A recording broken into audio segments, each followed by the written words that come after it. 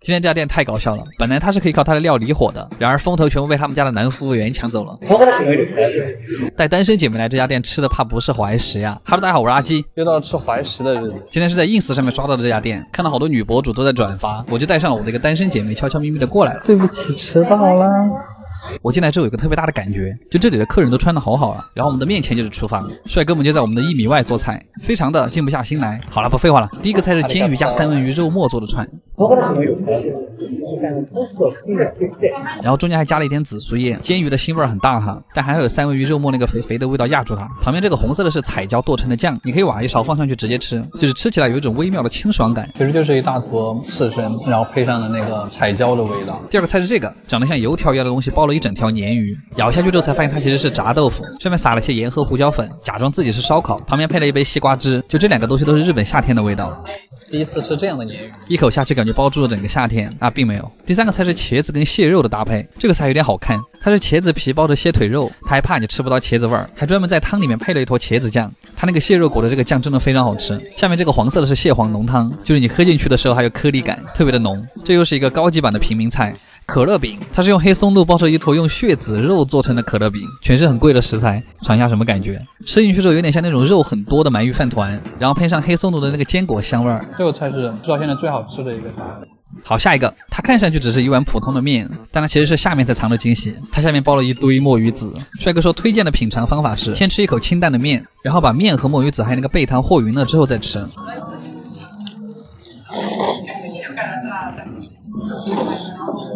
感觉这个比荞麦面好吃10000倍，它这个面比荞麦面更薄更脆，而且下面的墨鱼籽真的巨多，就是你嗦一口面感觉嘴巴里都是粉粉的感觉，感觉像是一口吃了几万个墨鱼宝宝。下一个菜我很喜欢，它是牛肉配芝士面包，面包里面加的是烤化了的咸芝士，它下面那个是薄薄的一片牛肉火腿，旁边配了一些不知道什么的草。先尝一片这个面包，然后再把牛肉放到那个芝士面包上面，虽然这样一口有点大，但这样一起吃的味道才爽。还好有那个草，要不然真的太腻了。然后接下来上的是主食，玉米浓汤饭和猪肉串，还有一小碗紫苏叶。我觉得它这个重点应该是那个玉米汤，味道真的是浓郁香甜。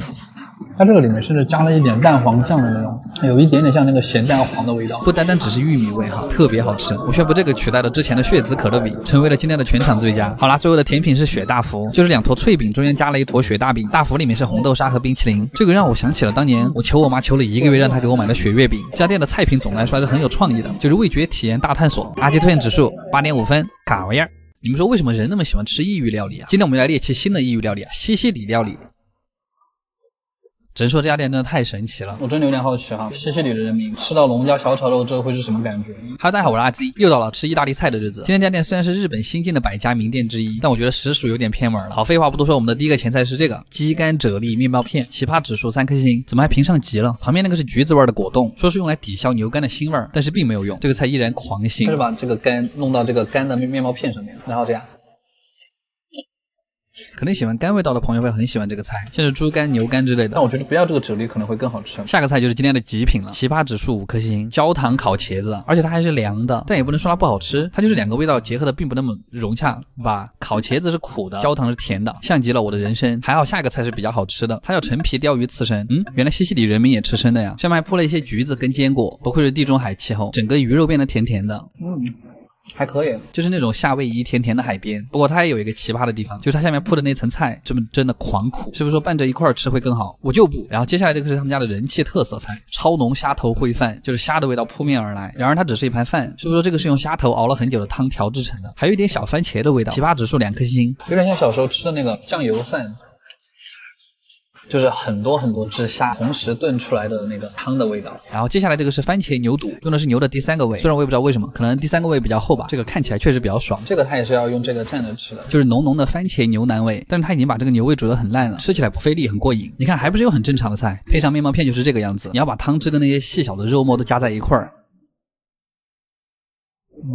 然后这个是他们家的名物之一，土豆炖章鱼，它用的是章鱼脚的根部，特别粗一坨，然后还很有韧劲，上面那层汤汁是鲷鱼煮的浓汤淋上去的。这个才是我今天最期待的，它吃起来还有一种鲷鱼的清香，跟那个土豆的绵密感特别配。然后下一个是紫羊排，又是我最喜欢的紫羊肉。紫羊其实就是未满12个月的小羊，非常的残忍，但它的肉质非常的甜嫩，一点不柴，还很奶。这盘菜在肉的下面铺了一层甜甜的豆子，我发现那个微微的甜味更能衬托出紫羊的香味，这一口肉实在是太大了。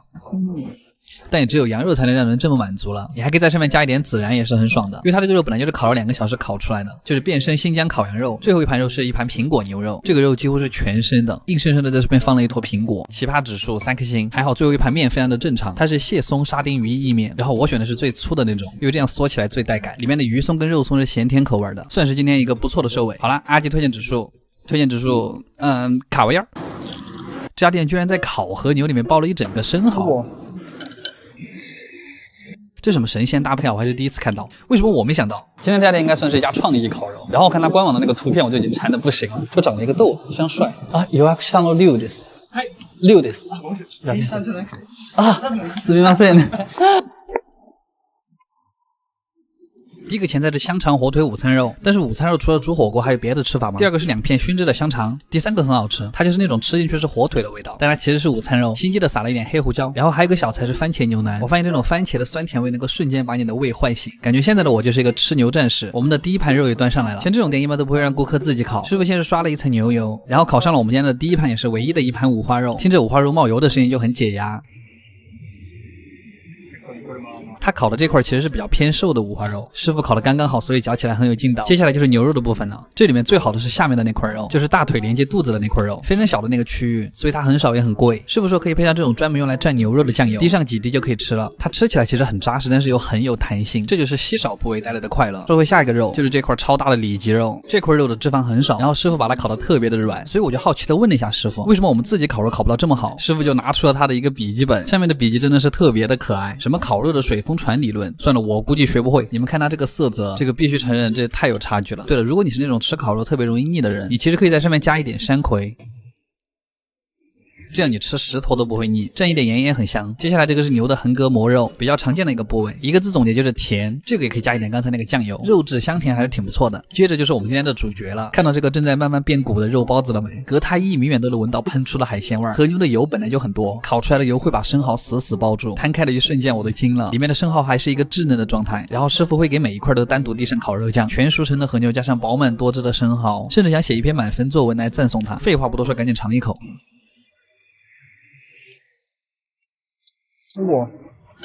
因为和牛的油水是甜的，所以它就能把生蚝衬托的特别的鲜美。这2个食材加在一块真的是神仙搭配。虽然很想再来一份，但这个他们家每天限定1盘，这个也要加一点山葵。接下来是这2个烤了很久的肉丸子，感觉它好像开局就在烤这个，不过成品确实还挺 Q 弹的，用筷子夹它也能感觉到那个反弹的力道。这个肉丸子的观感就是特别的扎实，你用它蘸酱油的时候，你就会发现哦，你们看到它流的那个油了没？这就是专业的吧。然后是这个典型的 A5 和牛，每一面只能烤2-3秒的那种，看师傅慢慢卷肉的样子真的好舒服。然后会放到特制的蛋黄酱碟子里，这个碟子也是我没吃过的味道，应该是蛋黄液又加了什么调料，反正裹满酱汁，一口吸了。但是说实话哈，这种 A5 和牛真的太油了，吃个1-2片你觉得很香甜，但吃到第3片你会觉得下面要窜。还有个有意思的事就是我们最后要加肉的时候，师傅会直接把肉端到你面前，一个肉一个肉的跟你讲解，感觉甚至还有种仪式感。然后最后我们还有一份主食是咖喱饭，感觉今天有点吃太多了，吃完甜品就赶紧回家躺着吧。焦糖鸡蛋布丁饶了我吧。阿基推荐指数8.5分，卡玩意儿。